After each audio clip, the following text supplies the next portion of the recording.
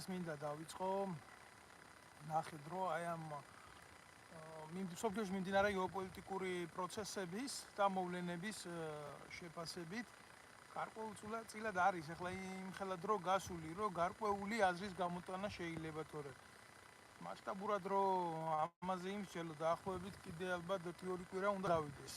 არავინ არ მოგატყუოთ, იმიტომ რომ ნელ-ნელა ყველა ამაში თავის სახეს გამოავლეს, მოგეხსენებათ თქვენ დაპირისპირება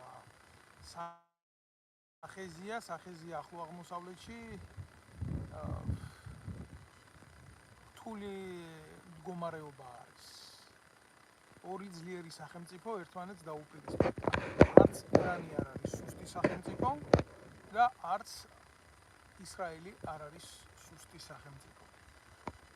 თვითონ თუ ამ ყველაფრის დემოგრაფიული შეფასებით გადავალთ, ტერიტორიული სიდიდეებით, თუ ტექნოლოგიური მიღწევებით შევაფასებთ ამ პროცესებს, ხო? რაღაცას მოგცემს აუცილებლად, მაგრამ ეხლა ამაზე რო არ დავკარგოთ, ჩვენ ყველამ კარგად ვიცით, ვინ ვის უჭერს მხარს და ვინ ვის ეხმარება და ვინ ვისი ამაგდარია რა.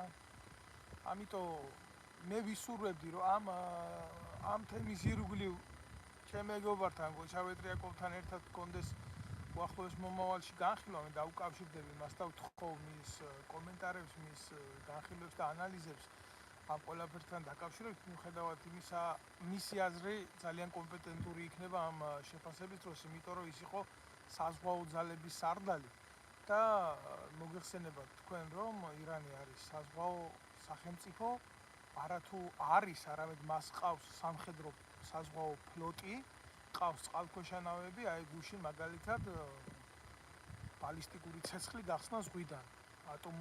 ატომური არა, მაგრამ წყალქვეშა ნავებიდან, თუმცა იმ ნავებს, რომელიც მას აქვს, წყალქვეშა გემებს გულისხმობ, თავისუფლად შეუძლია ატაროს ატომური იარაღით. ოღონდ ახლა ის თავისებურად დამოკიდებულია მოდიფიკაციაზე, როგორანაირად დავტვირთავ ამ შეიარაღებას. ასევე რა არის, იცით, სხვანაირ სფეროში გადავიდა ეს ომი, იმიტომ რომ წყლიდან ბრძოლა, მაგალითად, აბსოლუტურად სხვა ხასიათის ბრძოლა არის თავისი შინაარსით.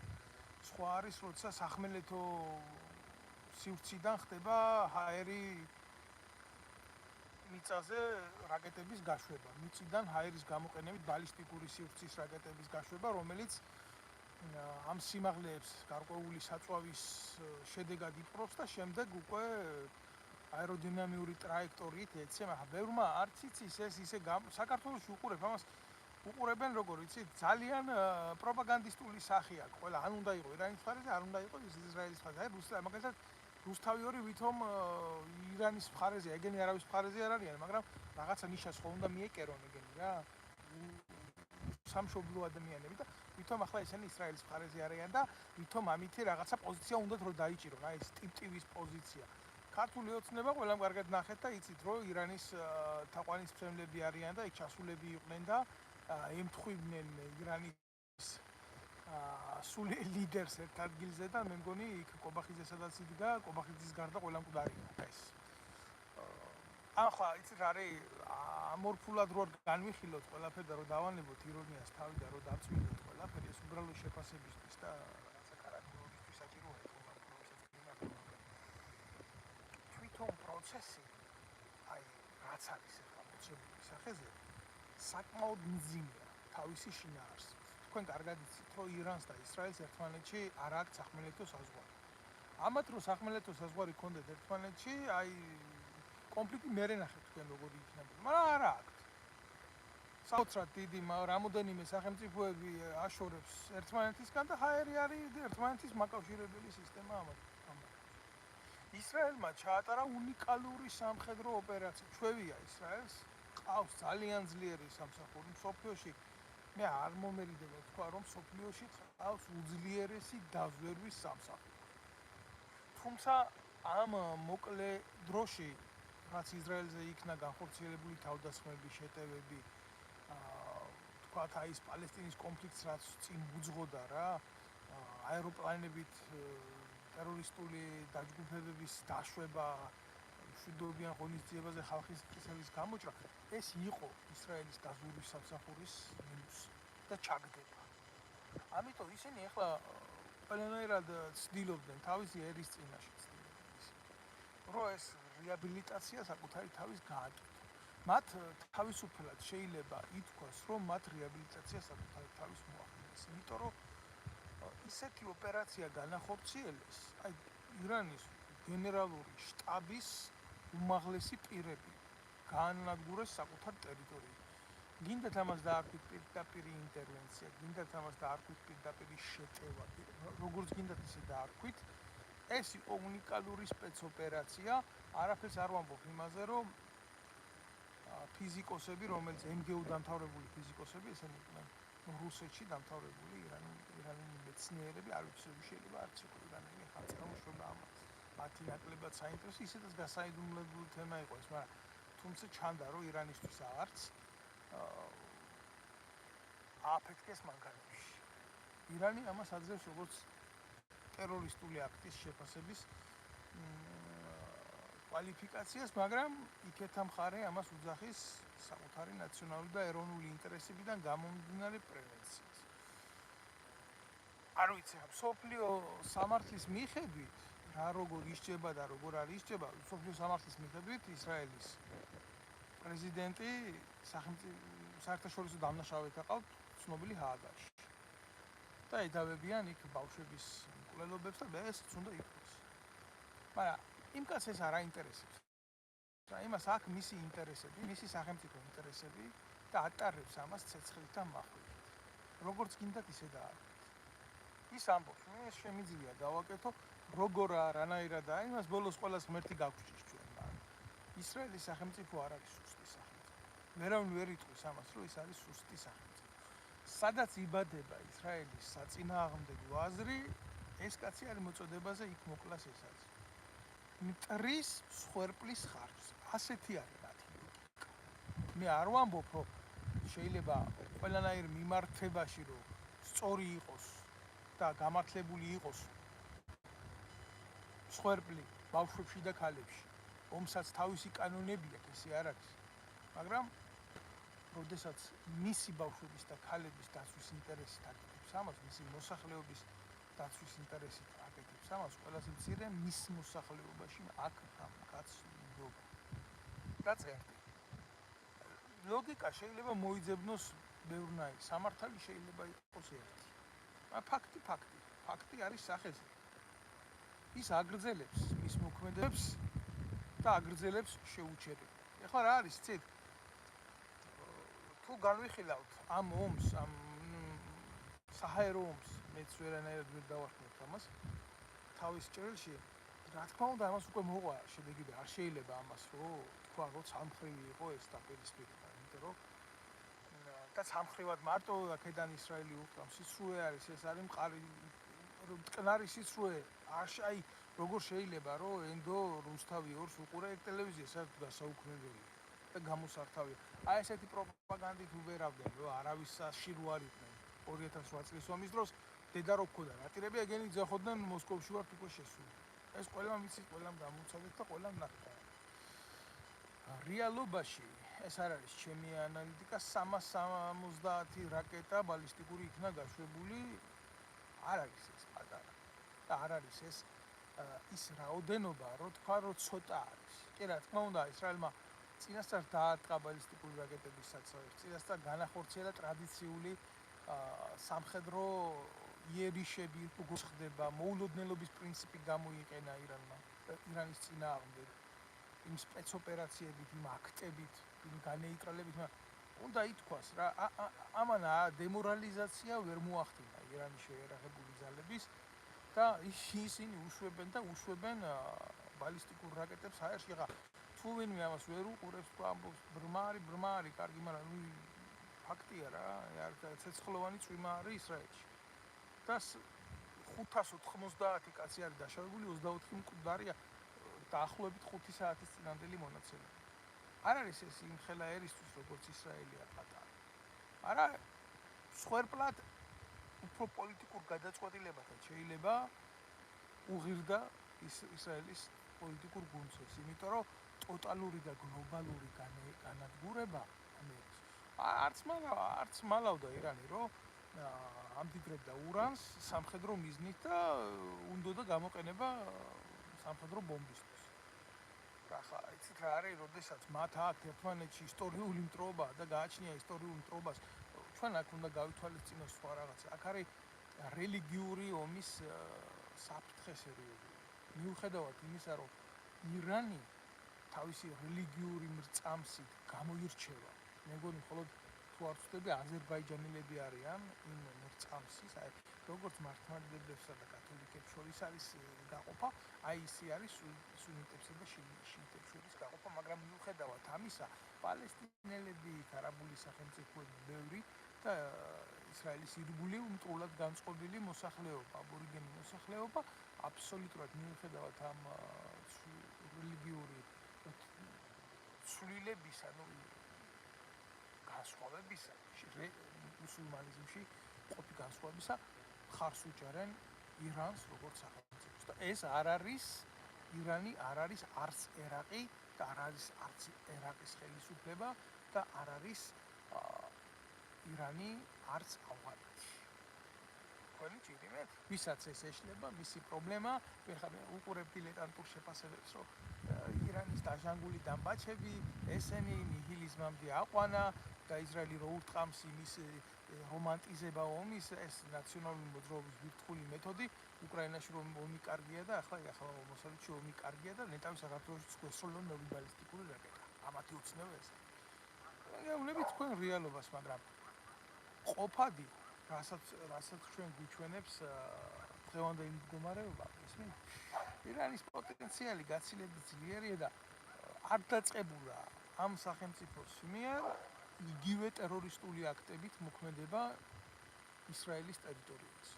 და ირანი გამკეთებელია ამისი, იმიტომ რომ ძალიან ბევრი ფანატიკოსი ემორჩილება აი ამ ეგრეთ წოდებულ სახელმწიფოს, რომელიც ახლა ვიღაცას მოსწონს, ვიღაცას არ მოსწონს, იქ რევოლუციური არმია დაყავთ ეს ყველაფერი გამოცხადებული და მით უმეტეს ამისა მეთანიაჰუმ განაცხადა, რომ აგერ თქვენი პრინცი ვარიობი და მოუწოდა ისრაელიდან ირანში მყოფ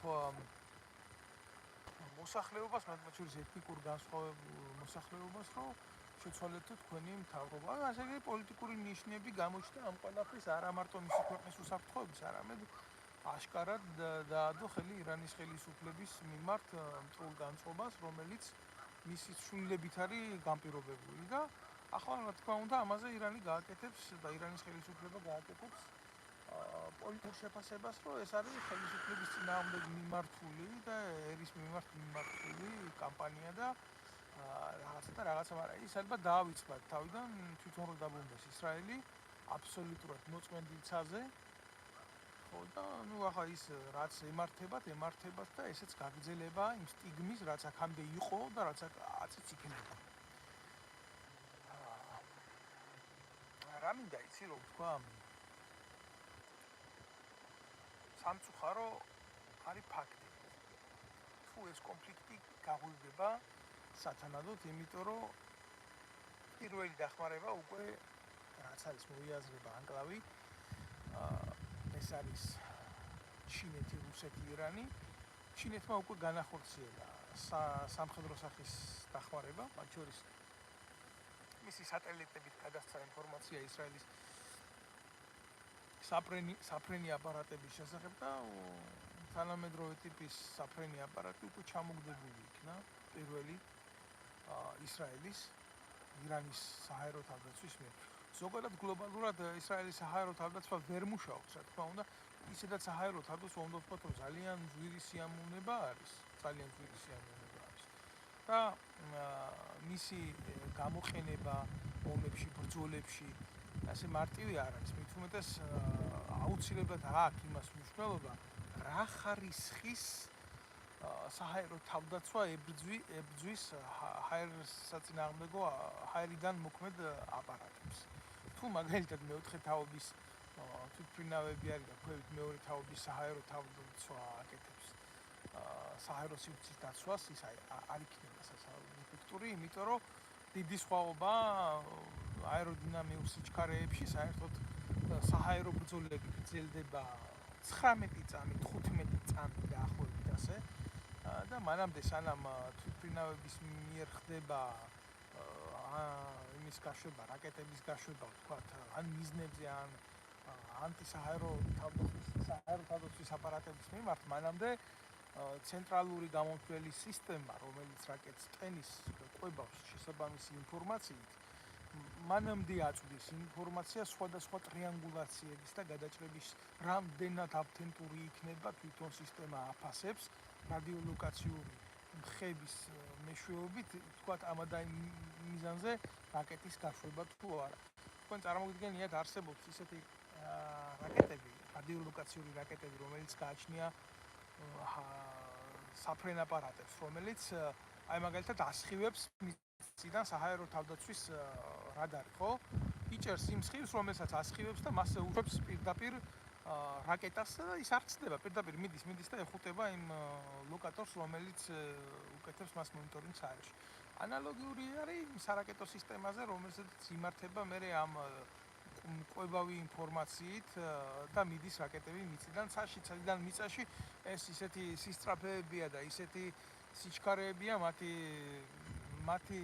თუ არ ვთქვი მახში იზომება სისწრაფეები აეროდინამიური მიზნების და ეგ ახლა იცით რა არის, არა მარტო იარაღის დახვეწილებაზე არის აქ ლაპარაკი, არამედ რამდენად გაწვრთნილი ყავს შემდგარი შემადგენლობა, რამდენად ფლობენ ისინი საბრძოლო მოქმედების სტილს, მუშაობის სტილს, იცნობენ ხასიათს, არჩევენ მანევრს, იციან ეს არის მთელი ხელოვნება, საბრძოლო ხელოვნება, აქ მარტო ტექნიკა არ ლაპარაკობს.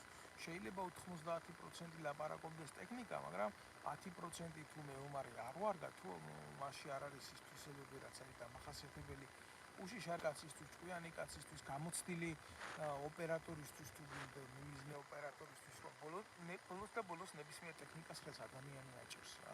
და ესეთი რაღაცები არის, აქ ძვირი ამოუნება არის.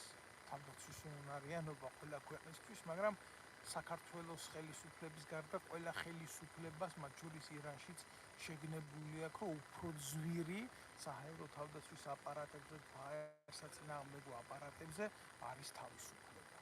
და ამიტომ სუვერენულ სახელმწიფოებს ყავს საზღვაო ფლოტებიც, რომელიც ჩვენ სვის აკვატორია გვაქვს და სხვა არ დაგვაჩნია და ყავს საჰაერო თავდაცვას და ყავს სამხედრო ავიაციას. ომში ხდება ისე, რომ ანადგურებს მოწინააღმდეგე ავიაციასაც, ფლოტსაც, საჰაერო თავდაცვასაც, მაგრამ ეს არის ბრძოლის ამბავი, ეს არის ღირსების ამბავი და იმ ერს, რომელსაც გააჩნია ღირსება, მისმა ჯარისკაცმა თუნდაც სიკვდილის ბოლოს ბრძოლის მიზნზე მაინც უნდა შეინარჩუნოს ის.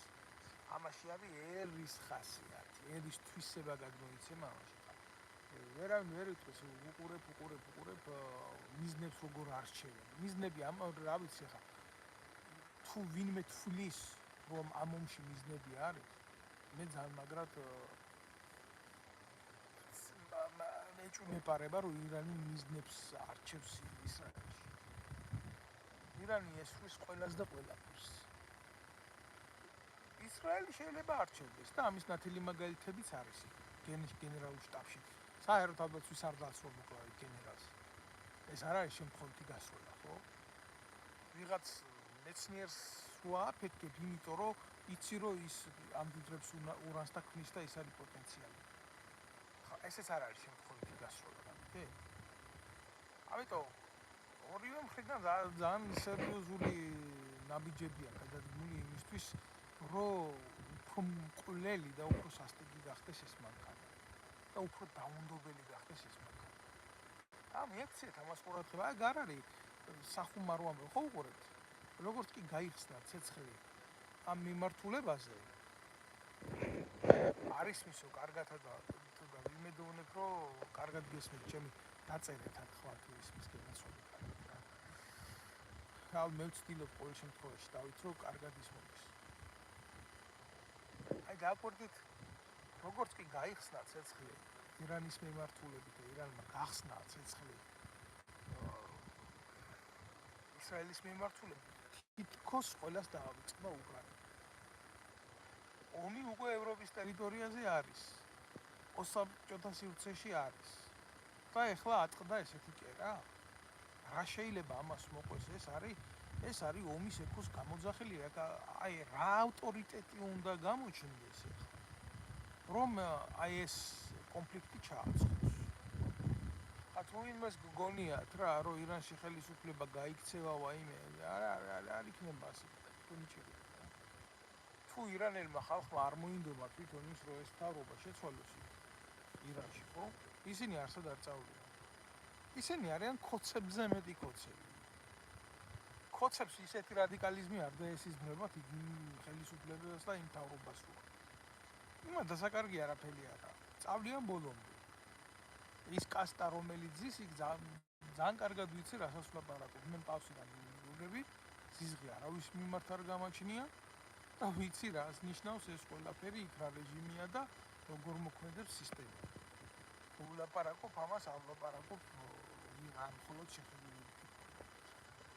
ამიტომ ასე გარიდან ცვლილება ისეთ რადიკალურ ხელისუფლებაში როგორც ირანია დღეს მე არ მიმაჩნია რეალურად. მიუხედავად იმისა, ამას თუ მოყვა მასშტაბური სახე, ჰაერიდან დაწყებული ომი ვერასოდეს ვერ მივა ფინალურ შედეგამდე. ავიაცია კლასიკური გაგებით, კლასიკური ომის გაგებით კი რა თქმა უნდა იძენს თანამედროვეობაში სიზუსტის GPS-ურ მეთოდებს და კი განადგურების კლასიკურ სიზუსტ იმას აღწევს დონეს, მაგრამ ავიადარტყმებით არასოდეს არ მთავრდება ომი. დაწყებით კი იწყება, მაგრამ დამთავრებით ავიადარტყმებით ომი არ მთავრდება. გითხრათ და ამას არ არის ეს ჩემი გამოგონილი, ეს არის ომის კლასიკური სახელმძღვანელოებიდან აქამდე ასე იყო და შეგიძლიათ ამაში ნებისმიერს შეეკითხოთ ვინც არის პროფესიონალი სამხედრო თუ არ არის კამპანია საბრძოლო კამპანია განხორციელებული სახმელეთო ოპერაციით თუ არ ხდება დაკავება მოწინააღმდეგის სტრატეგიული სიმაღლეების ობიექტების ასევე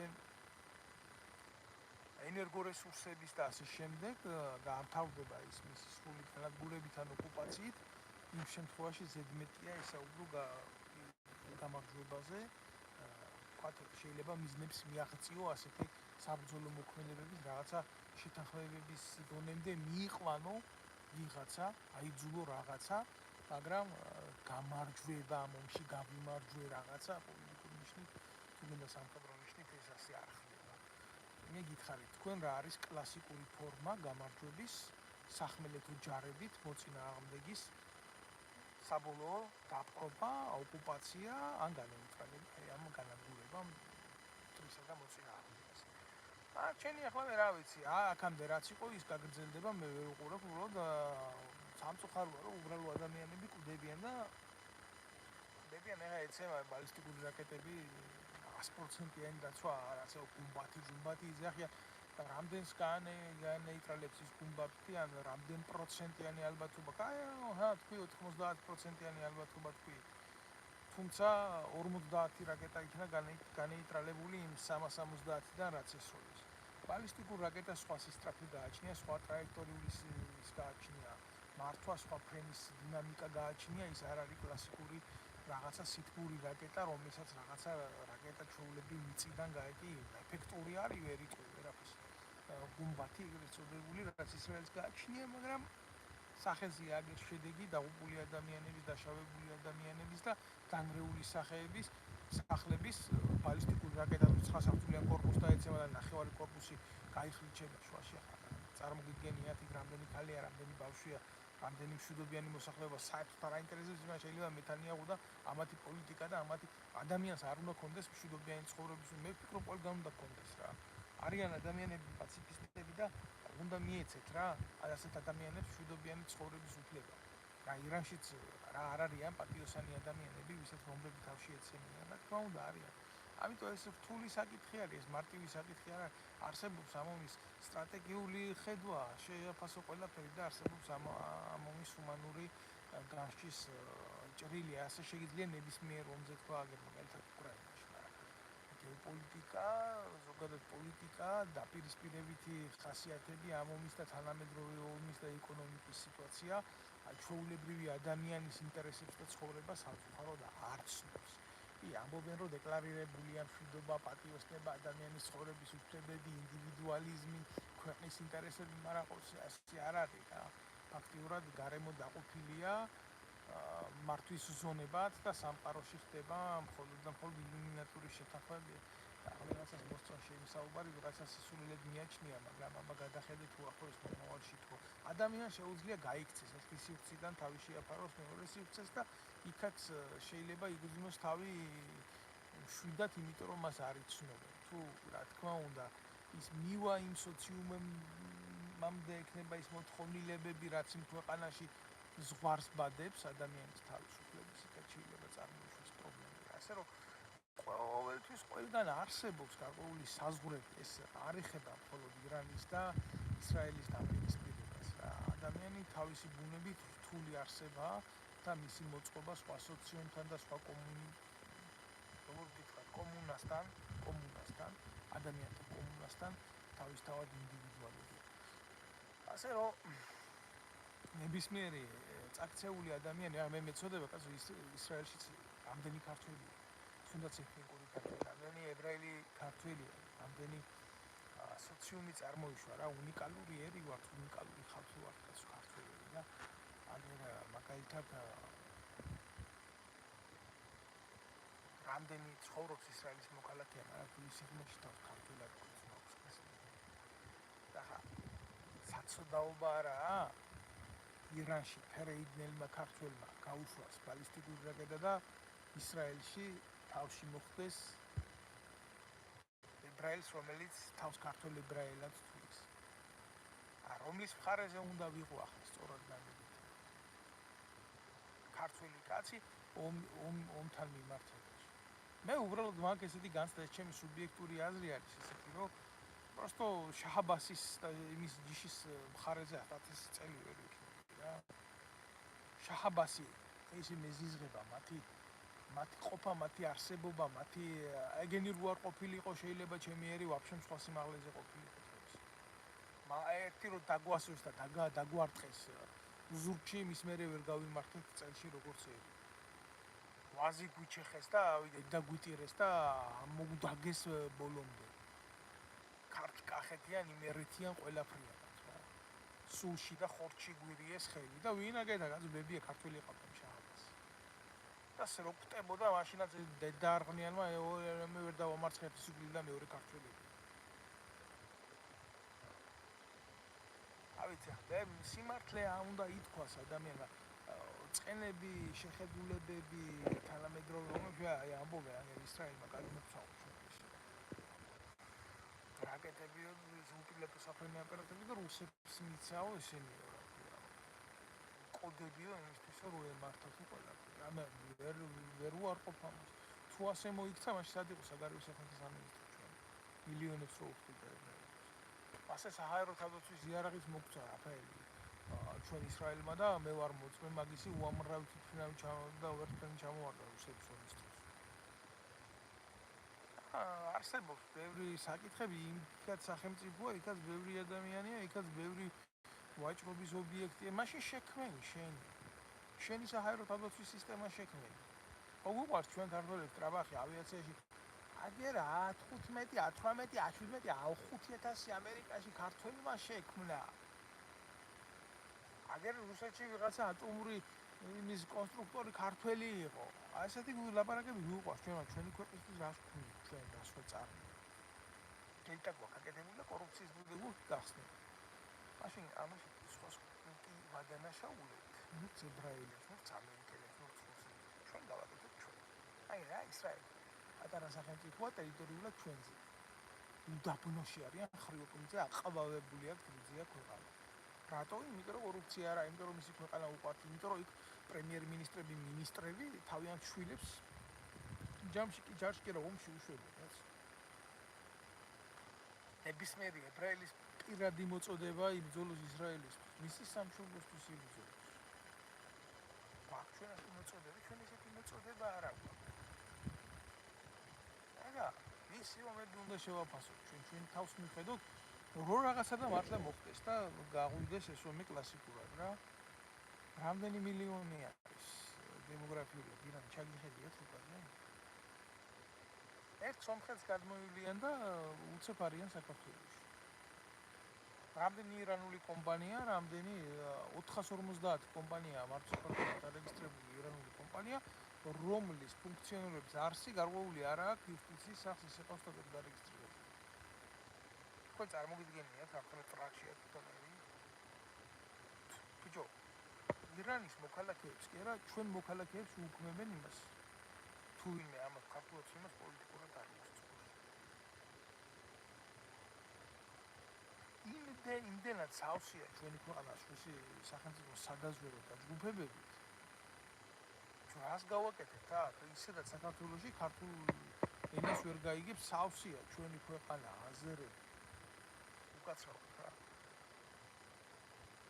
თუნდაც სხვა ერის წარმომადგენლები, ინდუელები, პაკისტანელები, ჩინელები, აზერებთან არ მოხდა. და ვინც არის ჩვენ ტერიტორიაზე, ხო? და წლების მანძილზე ხო თუნდაც აზერები, თუნდაც სომხები, ისინი ქართულად არ ლაპარაკობენ, მაგრამ მერიაში სხდომებს და ნაწმინაში სომხურ ენაზე ამბერცუნ ცავატანე ლაპარაკობენ. ღმერთმა გაუმარჯვოთ მისი ენით მის ქვეყანაში, აგერ სომხეთში წავიდნენ და პაშინიანთან არკვევენ საქმე თუ ვინმეს ასეულს, თუ ვინმეს უნდა ჩვენ ქვეყანაში დარჩენა, კეთილინებოს ისწავლოს სახელმწიფო ენა და სახელმწიფო უწყებებში ილაპარაკოს სახელმწიფო ენაზე. თორე სომხურ ენასაც შემოვევლე, რატომ არა, უძველესი ერი, უძველესი ხალხი, უძველესი დამწერლობა აქვს და აზერბაიჯანელებსაც შემოვევლე. იმდენად შემოვევლე, რამდენადაც მათ ჩემი სახელმწიფო და სამშობლო უყვართ. და ბევრია ასეთი სომეხი და აზერბაიჯანი არ შეიძლება ეთნიკური ზიზღი ჰქონდეს ვინმეს მიმართ, ქართველი ზოგი ტრაქში რო იმალებოდა ომის დროს, ეგერ იმ გმირთა მოედანზე სომეხი და აზერბაიჯანელი ერთმანეთის გვერდზეა მკვდარი ჩვენი ქვეყნის გულისთვის.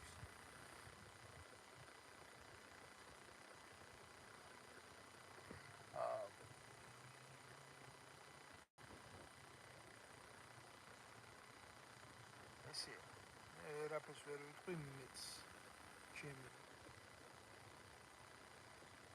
სათქმელი უკვე თქვი.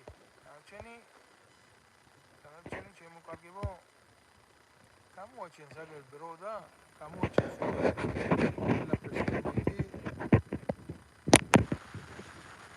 ჩვენებს. თუ რა იქნება, მე რა უნდა ვიფიქრო ახლა რა ჩემი. ცუდი არის ის თუ ეს ომი გაღვივდება და საქართველოში დაიწყება მიგრანტთა გაზრდა. ჩვენ არა ვართ სახელმწიფო, რომელიც ამას გაუძლებს ეკონომიურად, მორალურად, უსაფრთხოებით და თუნდაც რელიგიურად. ჩავიყვინეთ შემოკარგებო სერიოზულად და იქნება ეს ძალიან რთული. ან თუ ასე გაგრძელდა, მე ალბათ გამოუვალის და მიგვიყვანს ფსკერზე. ისიც კი ვართ იქ. აი ამის ისურვებ წარმატებებს, ყველას ვთხოვ, რომ გამოიწეროს შენი ვიდეობლოგი, ვინც უყურებს, ვინც ამას ხედავს. და მნიშვნელოვანია, რომ თითოეულმა მათგანმა, ვინც შეხედოთ, გაუზიაროთ სხვასაც თუ რა თქმა უნდა ამის მიგეთ.